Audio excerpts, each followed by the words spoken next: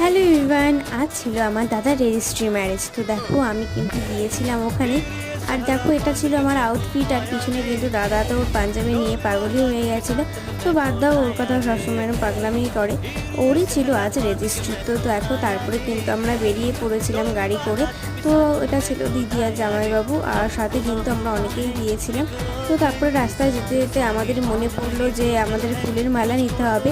তো তারপরে আমরা চাঁদপাড়ায় দাঁড়িয়ে ওখান থেকে কিন্তু দুটো ফুলের মালা নিয়েছিলাম। তো নিয়ে তারপরে চলার পর কিন্তু দেখো পৌঁছে গেছি রেজিস্ট্রি অফিসে। তখনও বৌদি ওরা কেউই এসে পৌঁছায়নি।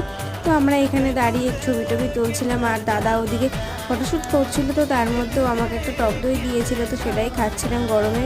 আর যেহেতু ভীষণ গরম ছিল, তো টক দইটা খেতে বেশ ভালোই লাগছিল। তো তারপরে দেখো ফাইনালি কিন্তু বৌদিরা এখানে চলে এসেছিলো। তারপরে যা যা নিয়ম কানুন আছে, শৈশাবত আছে, ওইগুলোই ওরা দুজন বসে বসে করছিল। তো এই পার্টটা কেমন লাগলো অবশ্যই জানিও। দেখা হচ্ছে নেক্সট পার্টে।